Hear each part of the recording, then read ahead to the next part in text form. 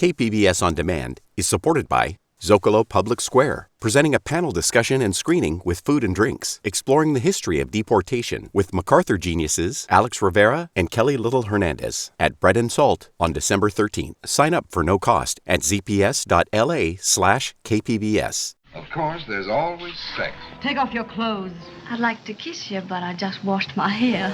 Can you see through this? I'm afraid you can, miss. I'll wear it. I didn't know you with all your clothes on. Well, it's better to be looked over than overlooked. I see a man in your life. What, only one?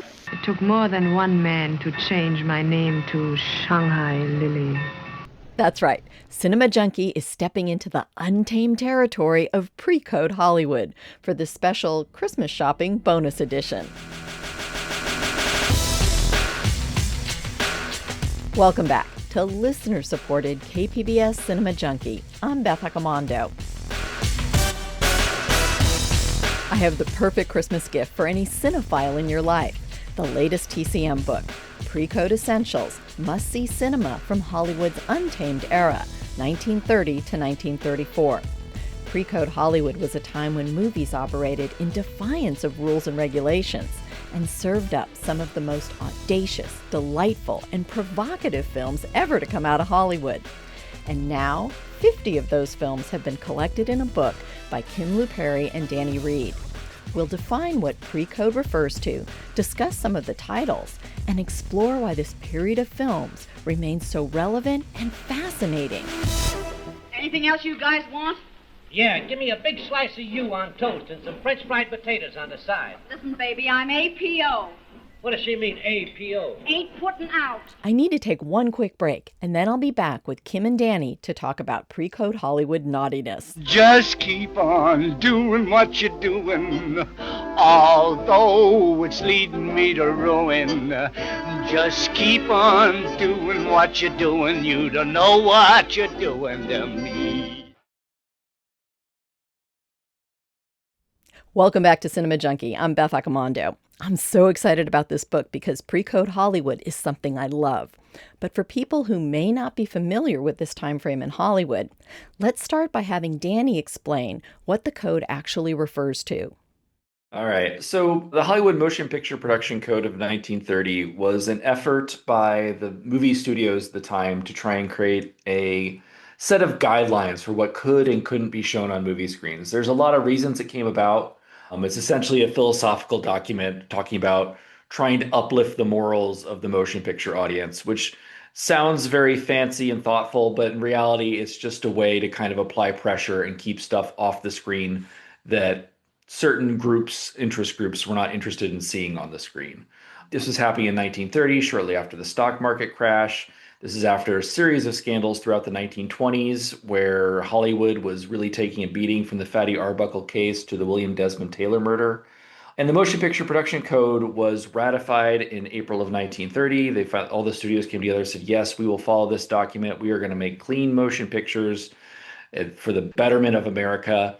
And that pretty much fell apart just a few weeks later as the realities of the situation with the stock market crash, with all of these studios being over-leveraged on the arrival of sound technology, all these different factors, investors, all of this meant that studios needed to get butts in seats. And so they would make these movies, and there was a studio relations committee, which was a group of people who sat on the outside and made suggestions to the studios like, hey, don't make fun of Italians as much, or hey, maybe don't say this curse word or do this gesture. And studios at this point were more or less free to ignore them. They thought that it would get another butt in the seat. If they get another laugh, it might get that movie another nickel. They were more than happy to kind of push the envelope. And this escalated throughout the early 1930s until 1934. In July of 1934, the studios were facing a massive boycott by the Legion of Decency.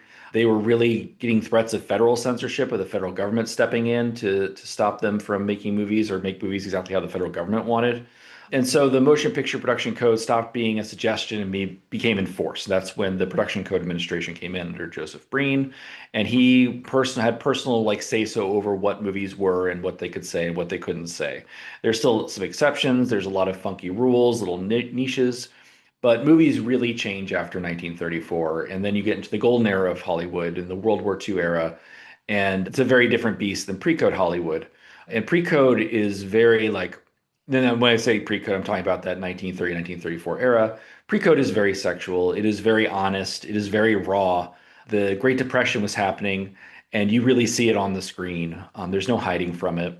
And at the same time, you have studios with the talkies bringing these new stars out and just creating these amazing films. I mean, we can just say some that people will immediately know that are mentioned in our book, like Grand Hotel or King Kong.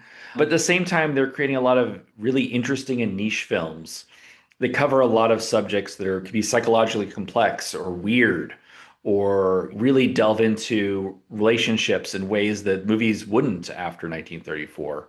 So it's a very interesting era. It's a very shocking era to some people because for a lot of people of my generation, older generations, you grow up with the golden age of Hollywood as being like no one curses, there's never any blood. It's shocking when someone throws a punch. And then you watch pre-code movies and there are people getting gunned down. There are women undressing behind curtains that you can see through the curtains. Or sometimes you see some bare breasts just because the director's assuming you're looking one way when in reality, if you look over to the left, you'll see something. So there's a lot of really interesting stuff happening at the time, more than just bare breasts. But in terms of what Hollywood was doing, it's a really exciting era, and it's one that's continually relevant to America, in my opinion. Now, both of you are obviously too young to have watched these films in the 30s. What was the attraction of this period of films? What is it about these movies that really drew you in? Kim, do you want to start? Sure. Yeah, I don't remember how I got interested in pre-codes specifically, but I think what kept me coming back was, I think, just how surprising they can be and how raw they can be, jumping off what Danny just said about, a lot of people getting into this era through the golden age. Like the way that I first was introduced was Pride and Prejudice, 1940, which I say is about as far from the pre-code era as you can get. But the 40s were really the era that brought me in. And so when you look at pre-code to 40s, like Danny was saying, it's just complete difference. And I just love the 30s films, the pre-code films specifically, because I can still be surprised by what I see sometimes. And I love that. I love that I can see a movie that's almost 100 years old and still be like, whoa, like, how did they do that? How did they get away with it? So I think it's really that, and also how relatable they also can be still almost a century later. Those are some things that really draw me to the period and keep me coming back. Yeah, kind of the same thing. I mean, I first kind of discovered pre-code right around 2009 after the housing crisis and the Great Recession. And of course, the pre-code era is around the Great Depression. So it was very interesting to see how things kind of lined up in terms of like national mood, how people felt disempowered, how banks were running rampant. You don't want to be a banker in the pre-code movies. They are not good people. And as time passed, as that faded away, there's other things that come up that they're still relevant. They talk about the role of women, the role of men. They talk about like international relations, how you treat other people. There's a lot of fascinating stuff with racial dynamics that would also change when the code became enforced. Sexual dynamics. Pre-code era has a lot of films where women are bosses or CEOs of companies, and they kind of go through what it means for a man to interact with a woman in that situation. And sometimes it's a comedy, sometimes it's a tragedy. So there's always like something relevant. Whenever the country's been close to war, like I look at All Quiet on the Western Front, or that era of pacifist movies, which are fascinating. It started off with just this, I watched The Divorcee and I was shocked by the frankness of it. I'm glad I've discovered there's more than one man in the world while I'm young and they want me. Believe me, I'm not missing anything from now on. I don't doubt it. Once a woman throws down her fences... Oh, pin it on a motto and hang it where Janice can see it. Stop that. Oh, loose women, great, but not in the home, eh, Ted? Cut it, do you hear? The looser they are, the more they get. The best in the world, no responsibility. Well, my dear, I'm going to find out how they do it. So look for me in the future where the primroses grow. And pack your man's pride with the rest. And from now on, you're the only man in the world that my door is closed to. And that just led me down a path to discovering there's all these fascinating little gems and treasures hidden. And this era, this era from 30 to 34, this is, American movies, 2,000 or so films, because they were putting out, 3 or 4 movies every week. There was 5 major, 3 minor studios. There was a time of great content, and all America had was the radio and movies. So it's a time of like the highest cultural dominance of this art form. So it's fascinating to go back and see what they were projecting and what they were interacting with. And also, it was a period where, because of what was going on economically, people really wanted an escape. And that's part of what drew them to some of these movies. Absolutely. A lot of these movies in 1930 was a massive year for movie musicals after the success of The Jazz Singer. They weren't good. 1930, they didn't have the technology to make good musicals. But by 1932, 33, you get to 42nd Street, Footlight Parade, Gold Diggers. And these are fantastic films. They hold up today. So you do get a lot of that escapism. You get these airy dramas. You get more innocent fare like Little Women. But then you get some really risque sex comedies out of this as well, where they can be really delightful and really playful, really sophisticated if you're talking about like Lubitsch and Mamoulian.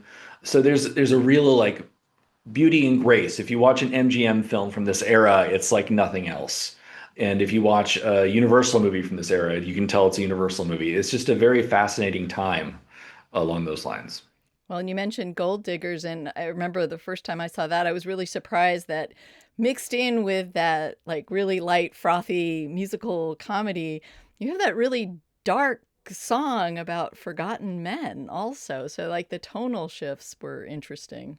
Yeah, Gold Diggers is my favorite movie, and I'll never get sick of talking about it because it is really a very interesting and earthy film that really goes into some fascinating, like very dreamy places. I mean, it starts out with all these chorus girls getting laid off from their jobs because yet another play has fallen through. And you follow their lives where they're all living in the same apartment together, sleeping in the same bed. They all have to share one outfit to go to auditions in. And then things turn around by random chance and luck, and they have these beautiful, silly numbers. They have the Moonlight Waltz, and then they have like the Pettin' in the Park, which is a very silly, very sexy song. And then the movie kind of goes through with its romantic comedy subplot, and then it's like, okay, we did all that, but let's take it back a notch and talk about like the beginning of the movie, getting back to the Great Depression. And they go back, and Busby Berkeley, who's the choreographer for the film, was a World War I drill sergeant. And he had a real passion for the forgotten men. This is right around the time of the Bonus Army March. This is right around the time where all these veterans are poor, they're destitute, they've been promised these bonuses by the U.S. government for their service. And they come back and the U.S. government says, well, we don't really feel like doing it right now, right after the Great Depression hits. Remember my forgotten man? You put a rifle in his hand. You sent him far away. You shouted, hip hooray! But look at him today. Remember my forgotten man. You had him cultivate the land. He walked behind a plow. The sweat fell from his brow. But look at him right now.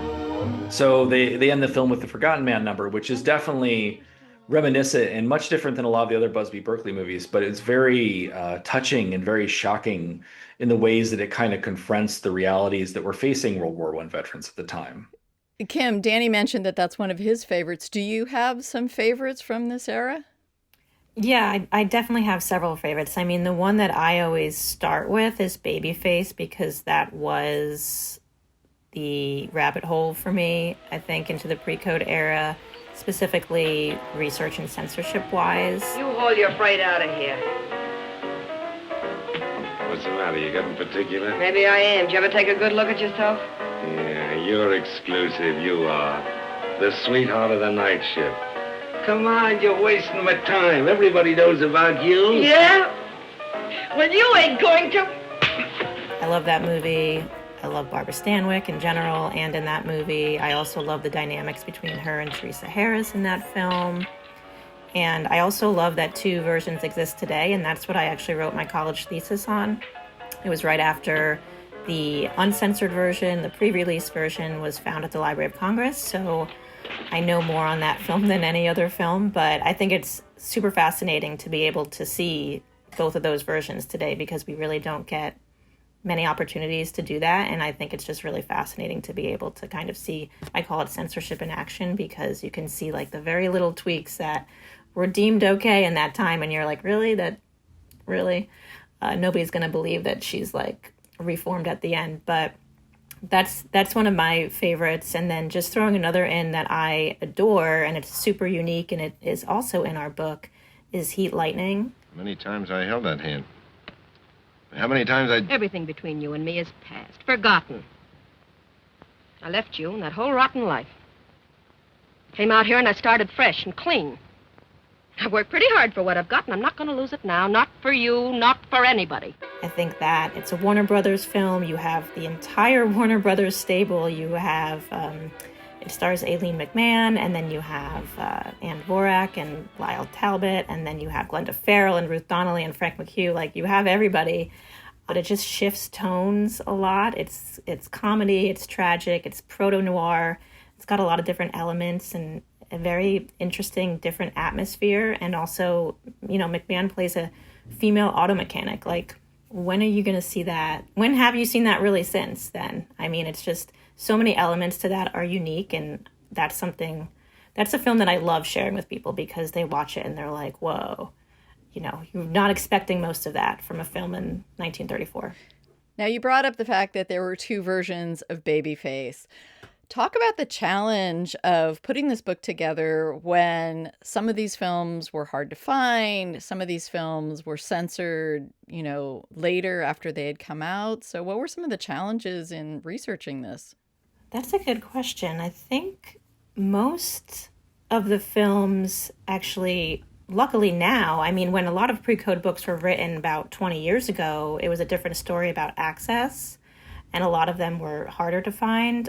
Luckily now, with the way that, you know, streaming has gone, and not even streaming, but just more things being released on home video, I guess I'll call it still, DVDs.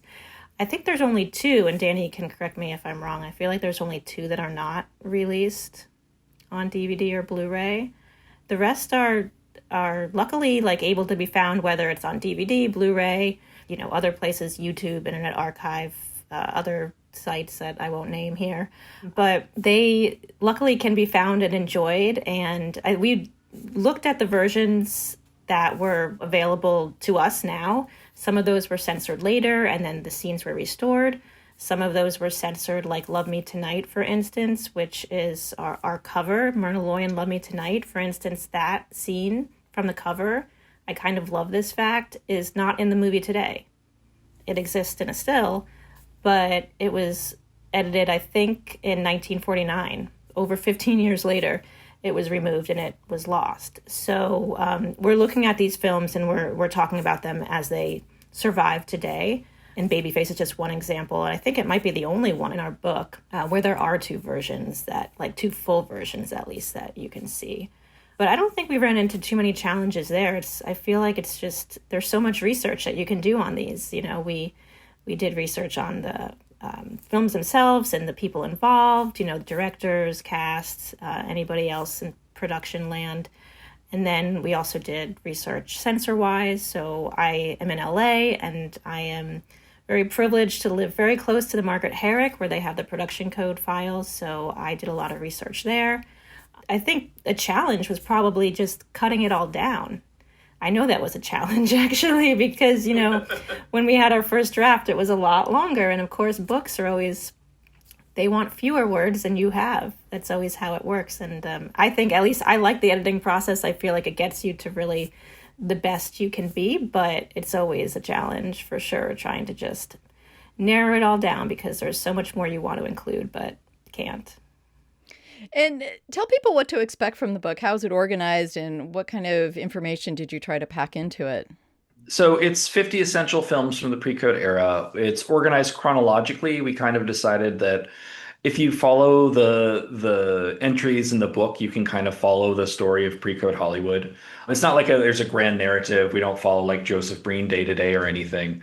But we kind of wanted to take people through from like Madam Satan, which is like a wild over-the-top musical from 1930, but you can tell like technically they're still struggling with it, to Gold Diggers, which is very sophisticated, very beautiful, a lot of great stuff in that, to Murder at the Vanities in 1934, where it takes what Gold Diggers did and goes over the top.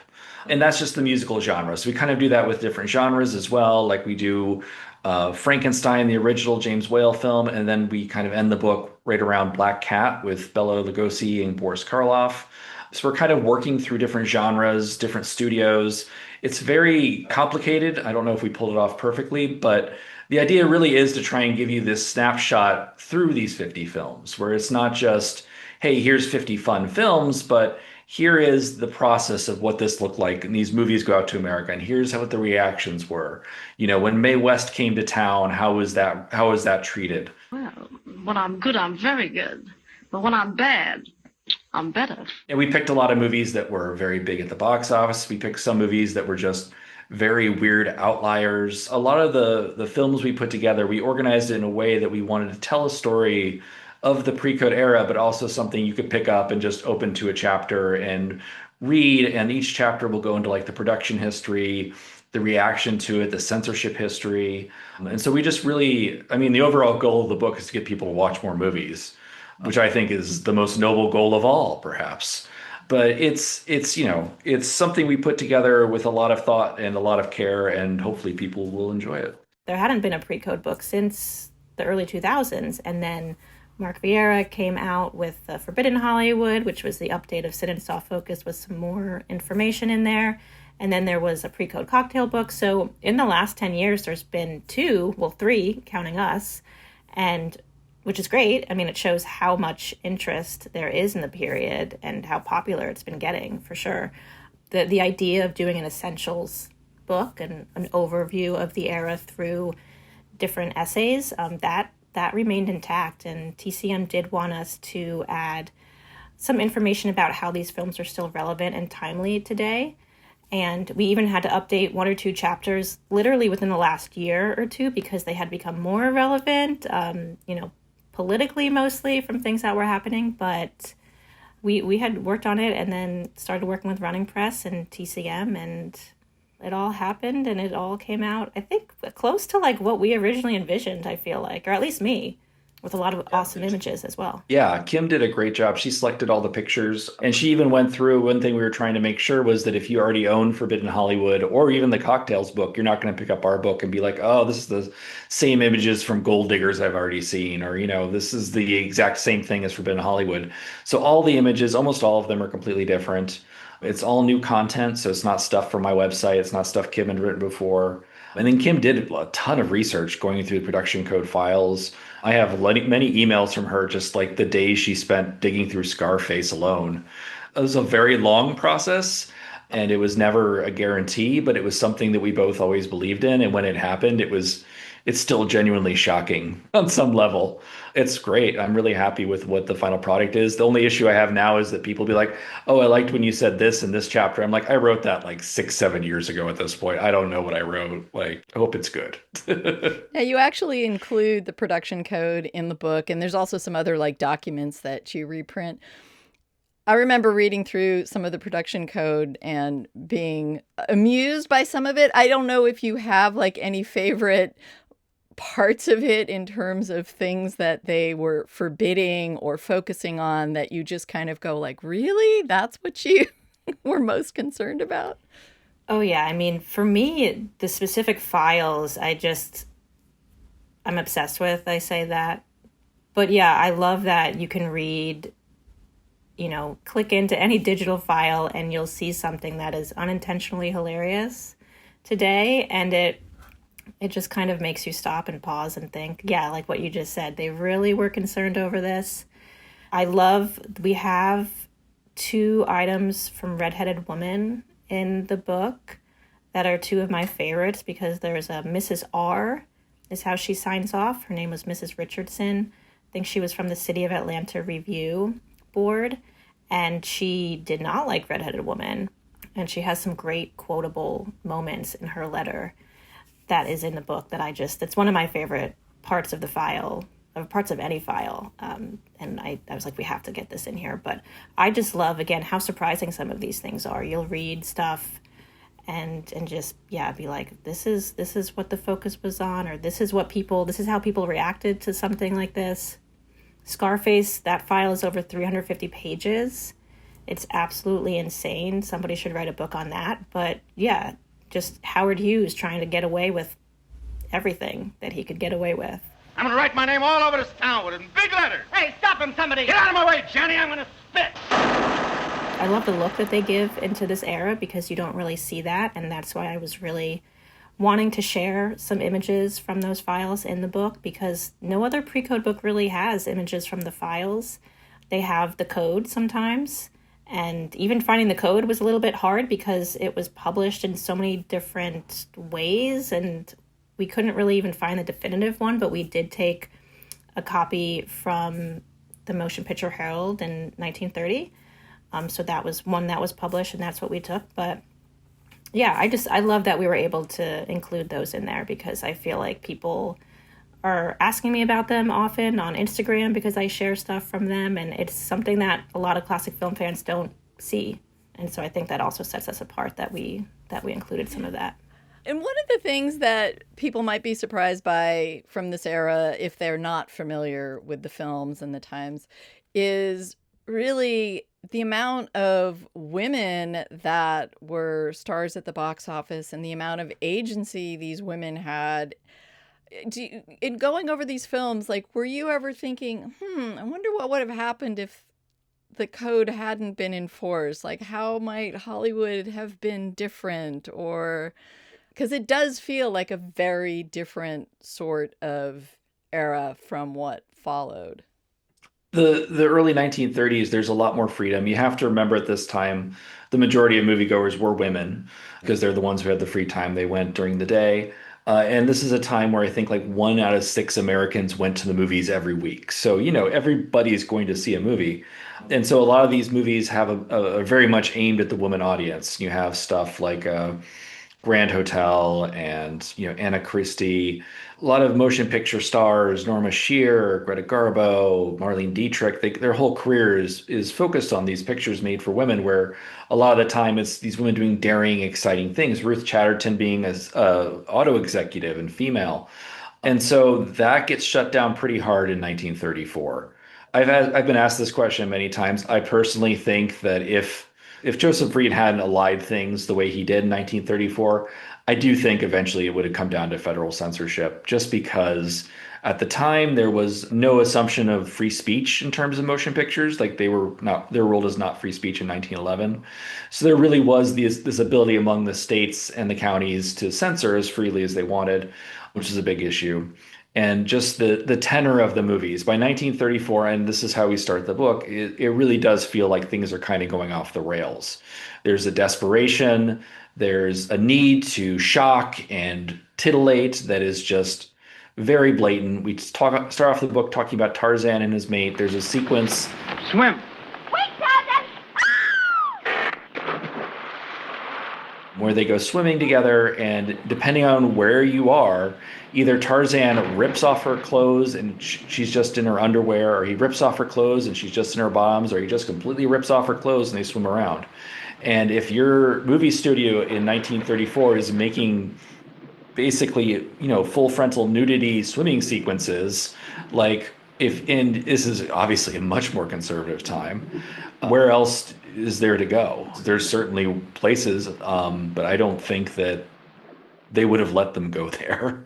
One movie in our book that was my addition, I always take the fall for this because Kim definitely it wasn't her idea, is Smarty from 1934, which is a very bad film. Like, the book isn't 50 essential good movies of the pre-code era. There's a couple stinkers in there.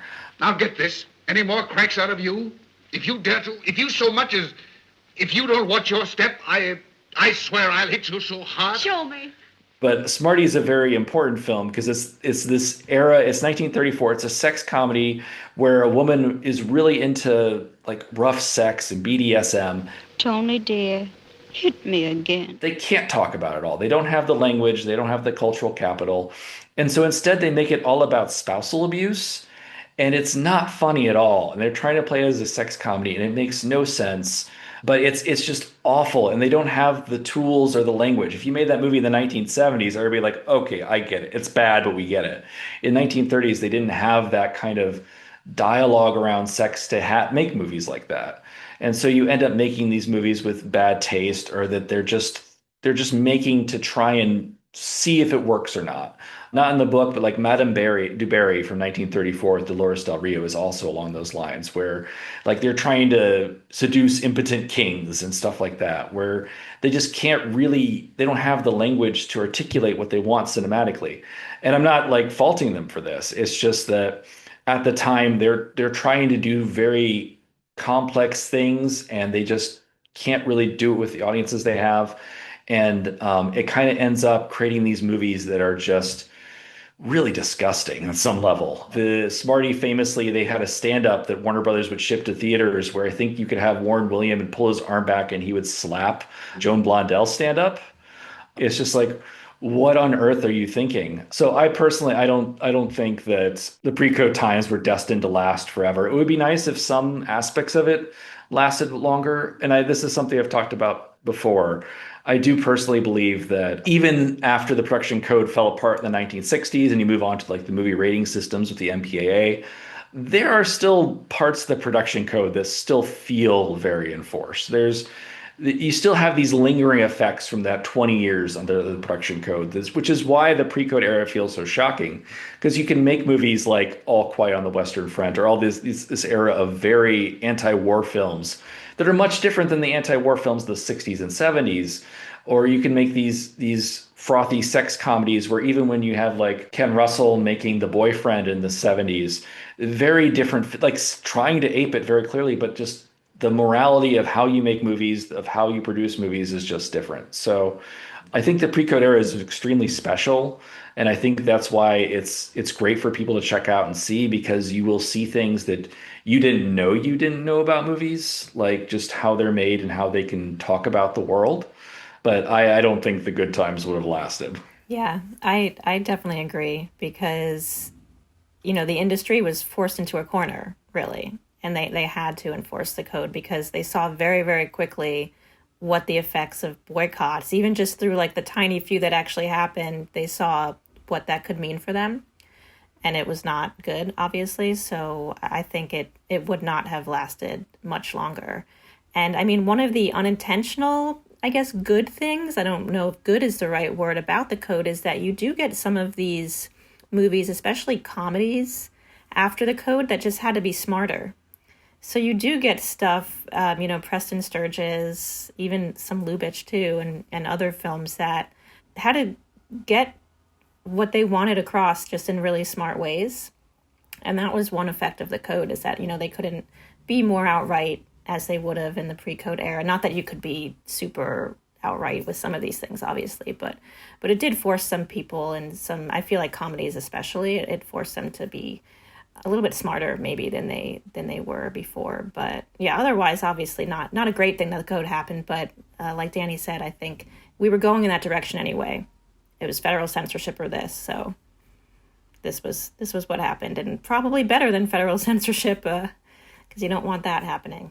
All right. Well, I want to thank you both very much for talking about pre-code Hollywood and providing a perfect Christmas gift for a lot of us. Yeah, thank you very much. Yeah, thank you. You get some Marlene Dietrich and Myrna Loy under the tree. Always good. Yes. And Mae West doesn't hurt.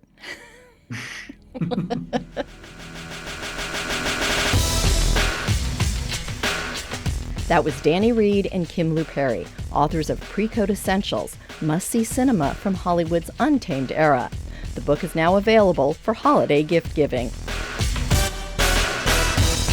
That wraps up another edition of KPBS listener-supported Cinema Junkie. If you enjoy the podcast, then please share it with a friend, because your recommendation is the best way to build an addicted audience.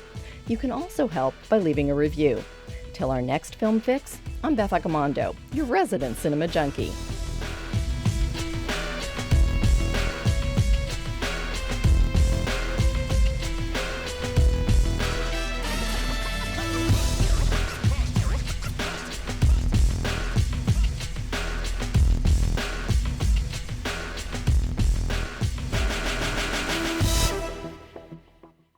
KPBS On Demand is supported by Zocalo Public Square, presenting a panel discussion and screening with food and drinks, exploring the history of deportation with MacArthur geniuses Alex Rivera and Kelly Little Hernandez at Bread and Salt on December 13th. Sign up for no cost at zps.la/KPBS.